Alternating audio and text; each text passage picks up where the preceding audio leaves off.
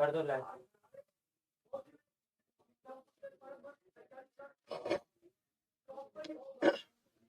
नमस्कार दोस्तों, मैं रजत आपका UGC classes by example channel पर स्वागत करता हूं। सभी लोग सेशन के साथ में जुड़ गए होंगे।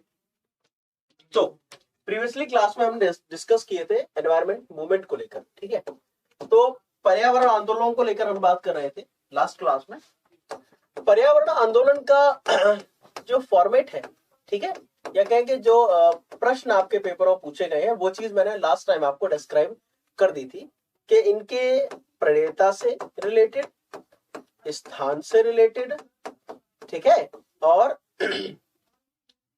इनके विषय से रिलेटेड, इन तीनों से प्रश्न बनते हैं, ठीक है। प्रश्नों का जो फॉर्मेट है उन तीनों से जुड़ा हुआ है कि जो भी एमसीक्यू पूछा जाएगा वो इसी फॉर्मेट का रहेगा, ठीक है। चाहे वो मैचिंग का रहे, चाहे वो मिलान करने के लिए आ जाए, चाहे वो स्टेटमेंट देकर आ जाए, समहाउ आना इसी फॉर्मेट में है। अब इसमें थोड़े थोड़े एक फॉर्मेट जैसे चेंजेस हैं। कैसे? कई दफा सिर्फ कई सारे प्रश्न जो है सिर्फ प्रणेताओं के नाम पर भी हैं, तो आपको कुछ कुछ प्रणेताओं के नाम भी अलग से, ठीक है, ये कह सकते हैं प्रणेता ना कहकर हम सीधा कहें पर्यावरण विद या एनवायरमेंटलिस्ट। तो एनवायरमेंटलिस्ट की भी एक पर्टिकुलर लिस्ट है, ठीक है। आपने कई सारों के नाम सुने होंगे, जैकब का आपने नाम सुना हो, ठीक है, या आप अरुंधति रॉय का सुनते हैं, वेदा पाटकर का सुनते हैं, गौरा देवी का सुनते हैं, ठीक है। तो सिर्फ पर्यावरणविद के नाम से भी प्रश्न पूछे गए हैं, ठीक है। That is all. चलो, लास्ट टाइम हमने कुछ आंदोलनों को लेकर बात की थी, कुछ आंदोलन और आपके बाकी हैं, उनको लेकर बात कर लेते हैं। जैसे कि शुरुआत करते हैं साइलेंट वैली मूवमेंट से। साइलेंट वैली आपको अगर ना पता हो तो मैं आपको एक सिंपल सा स्ट्रक्चर बनाऊं। भारत का दक्षिण भाग, और भारत के दक्षिण भाग में एक क्षेत्र है पूरा का पूरा, इस तरह से, ठीक है। इस पूरे क्षेत्र में जब आप बात करते हैं किसकी,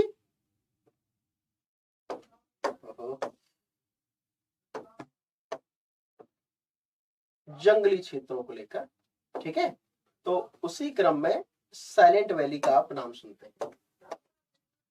ये है वेस्टर्न घाट, पश्चिमी घाट। पश्चिमी घाट का अगर हम देखें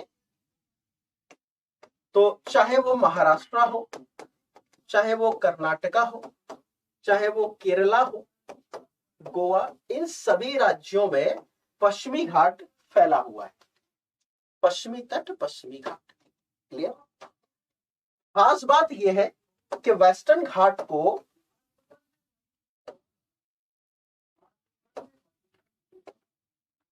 बायो डायवर्सिटी हॉटस्पॉट के तौर पर जाना जाता है। इसी में एक जगह पड़ती है साइलेंट वैली।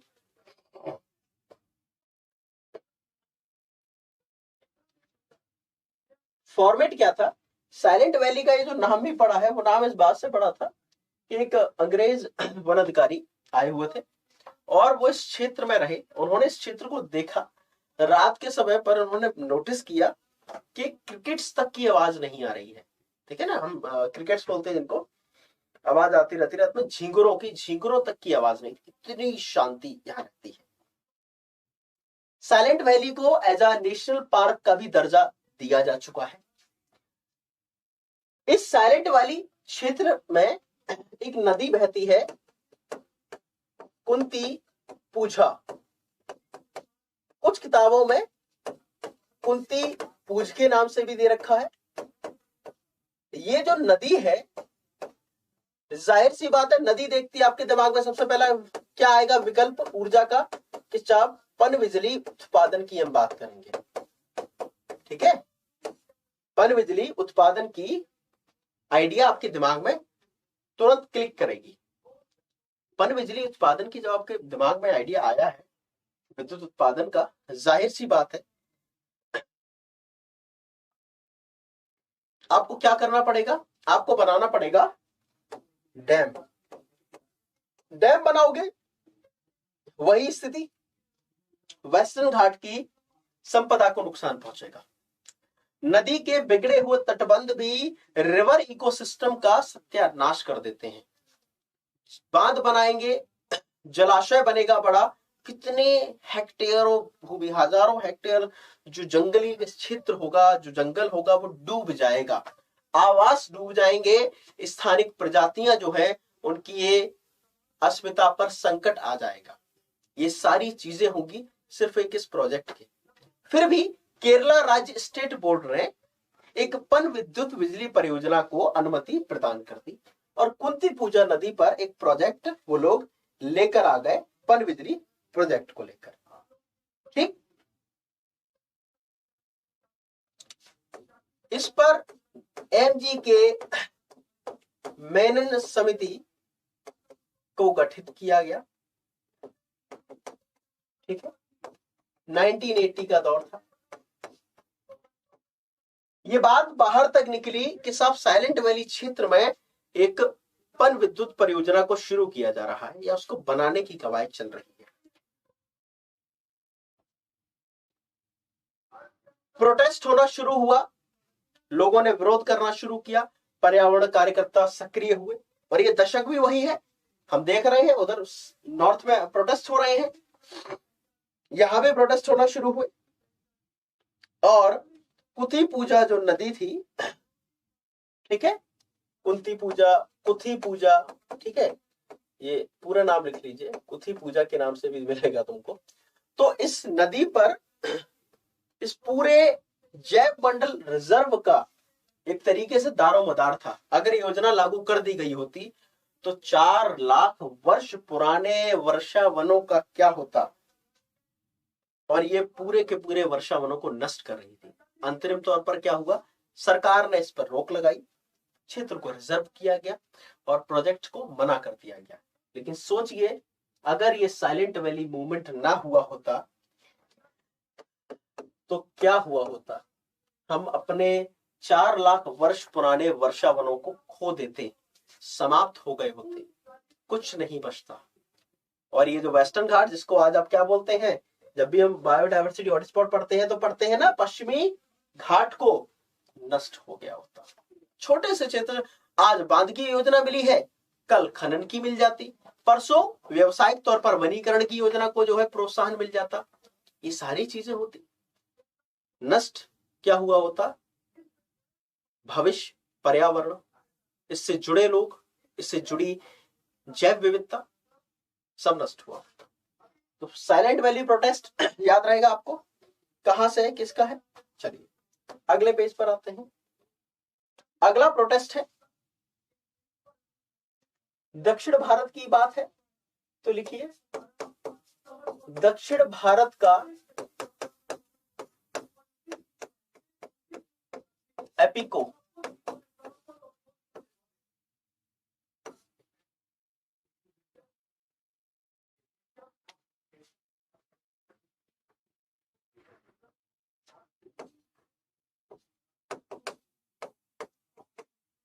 सॉरी, दक्षिण भारत का चिपको, नाम पड़ गया एपिको। हाँ,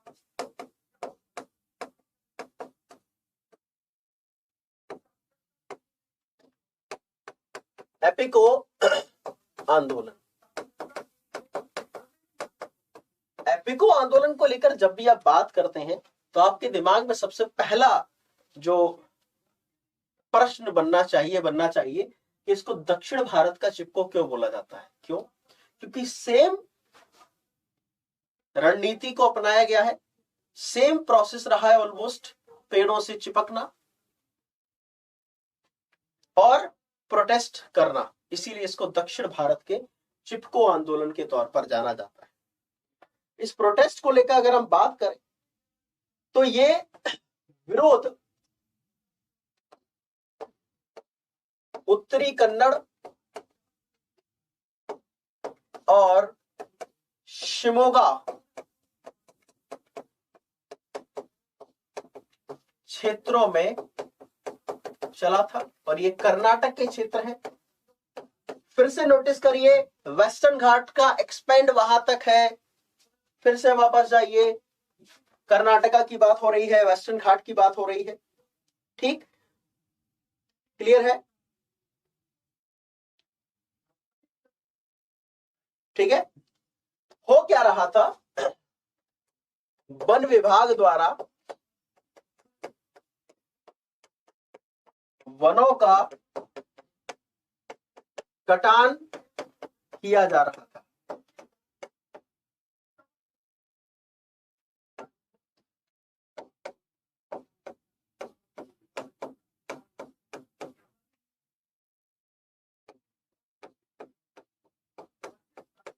वन विभाग द्वारा किए जा रहे वनों के कटान को रोकने के लिए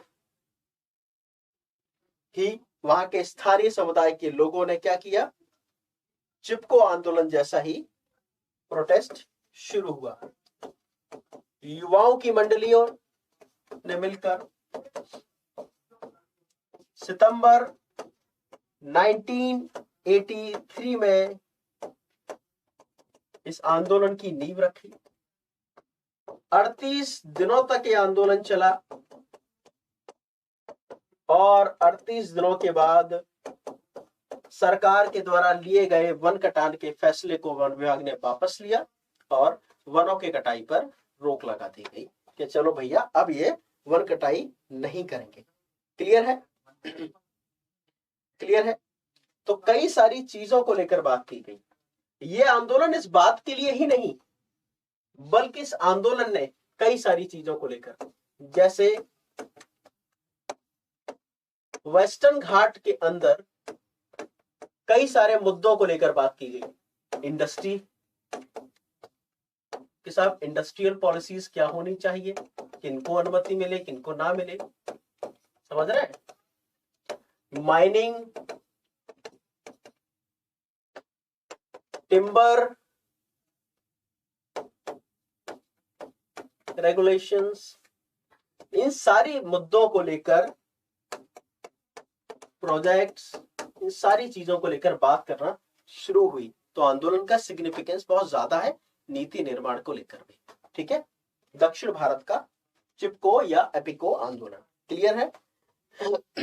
अगला, चलो अगले आंदोलन पर जाने से पहले एक बात और, मैंने आपको पहले भी बताया था 75% दिवाली पर एक ऑफर दिया जा रहा है। वे सभी विद्यार्थी जो एग्जामपुर के कोर्सेज परचेज कर रहे हैं वो सभी दिवाली कोड को इस्तेमाल करें, DIWALI 75, and you will get a 75% benefit of courses by Exampur. तो एग्जामपुर ऑफिशियल पर जो भी आप एप्लीकेशन कोर्सेज ले रहे हैं, लाइक आप वरदान बैच को लेना चाहते हैं तो 75% कोड को अप्लाई करिए और आपको बैचेस पर 75% का ऑफ मिलेगा। इसी क्रम में टीचिंग के हो, टेक्निकल टेकपुर के हो, बैंक के हो, मेन एग्जामपुर ऑफिशियल के हो, SSC के हो, IAS PCS बाय एग्जामपुर के हो, Haryana, Bihar PCS, BPSC, UP PCS, almost सभी सेगमेंट्स जितने भी आप परीक्षाएं देते हैं सारे सेगमेंट्स हमारे यहाँ अवेलेबल रहते हैं। उन सभी में आप जो भी कोर्सेज लेना चाहते हैं you will get a 75% discount. Clear है? चलिए, तो ये इस चीज का एक बेनिफिट जरूर उठाइए क्योंकि लास्ट डेट इसकी जो है सिर्फ 27 अक्टूबर रखी गई है। ठीक है, चलिए अगले पेज पर आते हैं। अगला है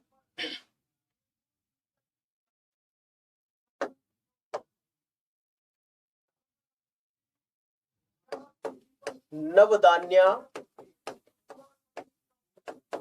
आंदोलन।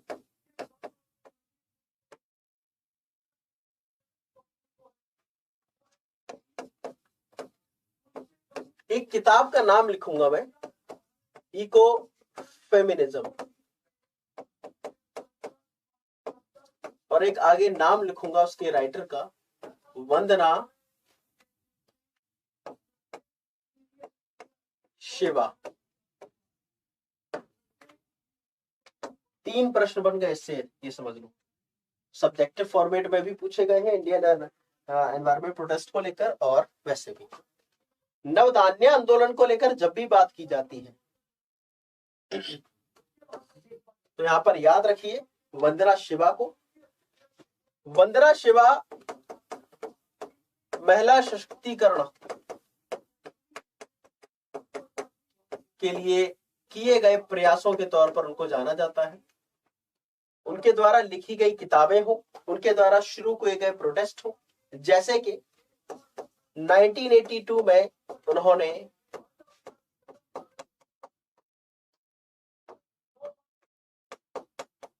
नवधान्य संगठन की स्थापना की। इस स्थापित नवधान्य संगठन का जो फॉर्मेट रहा वो फॉर्मेट था biodiversity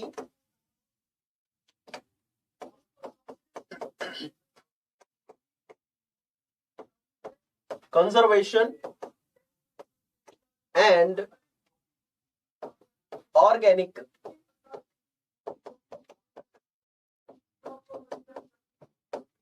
agriculture. So that was the true perspective of Navdanya organisation. तो नवधान्य संगठन की जो स्थापना की गई थी वो दो पर्सपेक्टिव के साथ। पहली तो जैविक खेती, जाहिर सी बात है जैविक खेती का सीधा संबंध जैव विविधता के साथ बहुत जुड़ता है। कैसे? आप कोई भी पेस्टिसाइड एक्टिसाइड्स का यूज नहीं करेंगे, कोई भी इनऑर्गेनिक सब्सटेंसेस का आप इस्तेमाल नहीं करने, समझ रहे हैं? तो biodiversity conservation and organic agriculture के फॉर्मेट में इन्होंने शुरुआत की। पूरे देश में 54 बीज बैंकों की स्थापना की गई। अब ये बीज बैंक की बात क्या हो रही है, देखो समझो। बीज बैंकों की गई जो स्थापना है उसके पीछे का एक सिंपल सा फॉर्मेट है। बीज रहेंगे भविष्य के लिए तभी तो कुछ आप कर पाएंगे भविष्य के लिए, बस यही पर्सपेक्टिव यहां रखा है, समझ रहे हैं? तो बीज बैंकों की स्थापना की गई और ये बीज देसी बीजों को लेकर बात करते हैं। इस आंदोलन का एक मोटो है बीज खाद्य टिकाऊ कृषि। बीज संप्रभुता, खाद्य संप्रभुता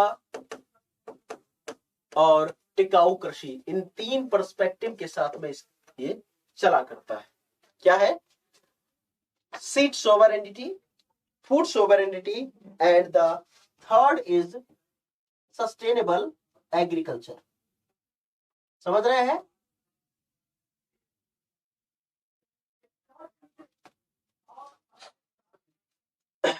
समझ आ रही बात? हाँ। तो बीज संप्रभुता, खाद्य संप्रभुता के फॉर्मेशन में किया गया। उसके अलावा नवधान्य जो आंदोलन है वो एक चीज और के साथ में जुड़ता है और वो है जल स्वराज आंदोलन, जो कि वर्ष 2000 में शुरू किया गया। ये भी इन्हीं के फॉर्मेशन में चला है। क्लियर है? समझ में आ रही है बात मेरे? क्लियर है? तो जल स्वराज आंदोलन को भी शुरू किया गया जो कि जल के निजीकरण इत्यादि को क्या करता है? बैन करता है, मनाही करता है कि साहब जल का निजीकरण मत करिए, जल का निजीकरण नहीं करो, ठीक है? इसके अगेंस्ट में है। Is that clear? चलो अगले पॉइंट पर आइए। अगला लिखिए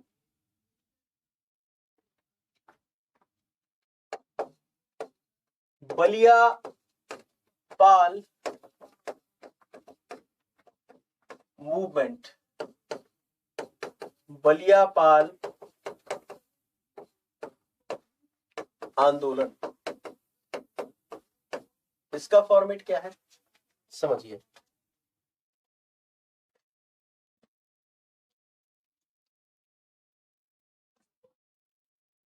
बलिया पाल मूवमेंट का जो फॉर्मेट है वो जुड़ता है उड़ीसा से। उड़ीसा में एक जगह है Balasore.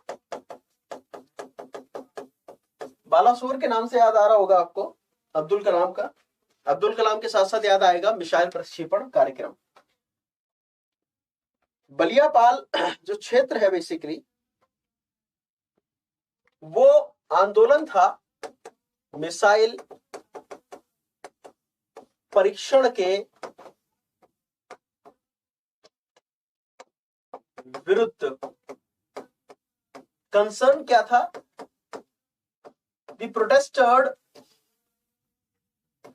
was concerned that these kind of experiment in relevant to missile testing gonna unfertile their soil. That means they will gonna face a deficit situation in their food production that also gonna impact their economical structure. कुल मिलाकर उनका सीधा था कि मिसाइलों के द्वारा किए गए परीक्षण, यह इस प्रकार के परीक्षण है वो मिट्टी की उर्वरा क्षमता को क्या करेंगे? खत्म करेंगे। और ये जो परीक्षण है, ठीक है, मिट्टी की उर्वरता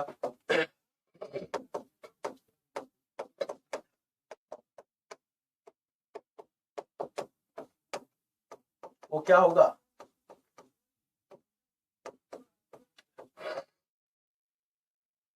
somehow क्या होगा? मिट्टी की उर्वरकता क्षमता कम, मतलब के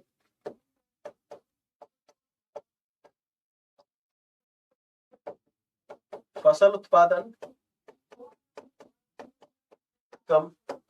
इन द एंड क्या होगा? इन द एंड ये सारी चीजें क्या करने वाली हैं? आपको इंपैक्ट करने वाली हैं। ठीक है, तो किसानों ने कहा भैया हमारी आजीविका पे संकट पैदा करोगे आप ऐसे। ठीक है, so that was their concern of in Baliapal protest. Clear है? ठीक है, तो ये उनका प्रोटेस्ट था। ठीक, हालांकि बलियापाल और भोगरई गांव के लोगों को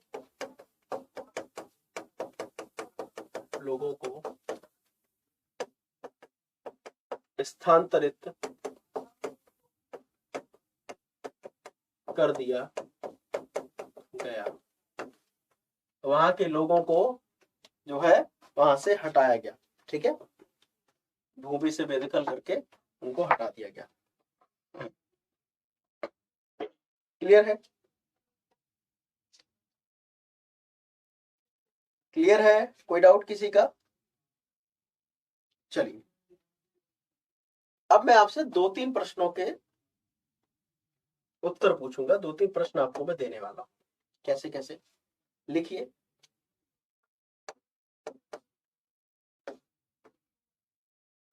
नर्मदा नदी पर बने, नहीं ये तो फिर गलत ही हो जाएगा, ऐसे नहीं। हाँ,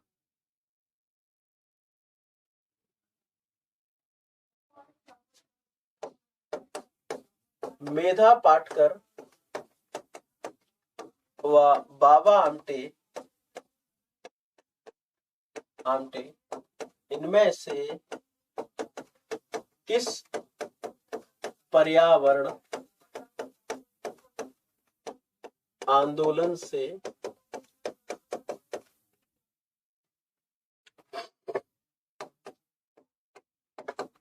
जुड़े हैं?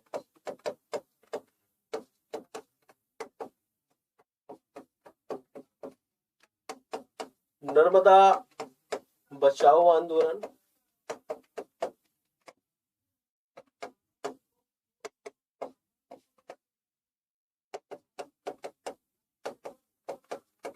साइलेंट वैली आंदोलन,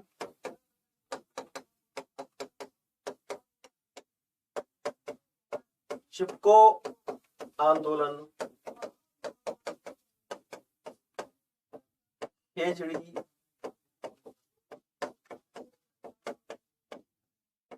आंदोलन। इसका उत्तर करिएगा आफ्टर द क्लास कमेंट में, ठीक है। और अगला प्रश्न है, वंदना शिवा प्रसिद्ध पर्यावरणविद वंदना शिवा इनमें से किन विकल्प या विकल्प या इनमें से किससे संदर्भित है?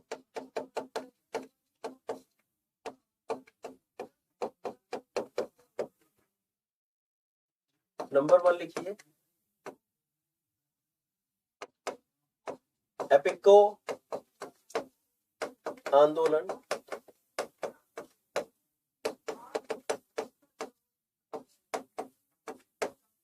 बीज बचाओ यार को नवधान्य संगठन आंदोलन,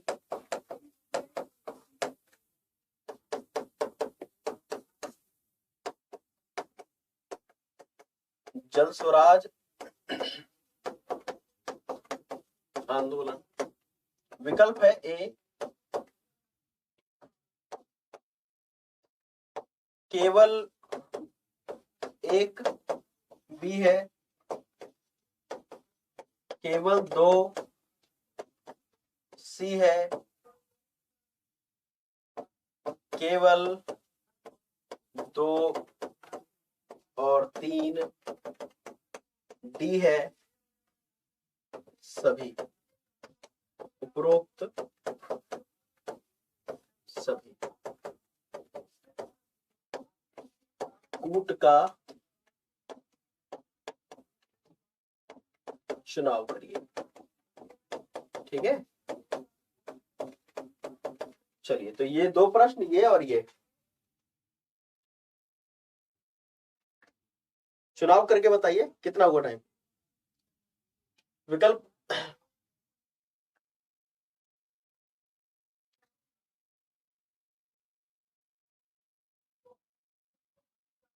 ठीक है, इसका और इसका, ठीक है। इसका स्क्रीनशॉट ले लीजिए नोट करके, ठीक है। इसका स्क्रीनशॉट ले लीजिए, ठीक है। और जाते जाते आखिरी बार और आपको, ठीक है। चलिए, लास्ट टाइम जाते जाते और कि आप सभी लोगों ने जिनको भी एग्जाम और ऑफिशियल कोर्सेज परचेज करने हैं या कर रहे हैं, वो सभी भाई दिवाली 75 कोड का यूज जरूर करें। सेम ये फॉर्मेट आपके वरदान बैच पर भी लागू है, ठीक है। तो वरदान यूजीसी नेट के संदर्भ में आपके पास में इंफॉर्मेशन सब पर है, ठीक है। चलिए, तो आज का जो आपका सेशन था, इस सेशन के लिए इतना ही, ठीक है। तब तक के लिए नमस्कार, bye bye, take care, good night.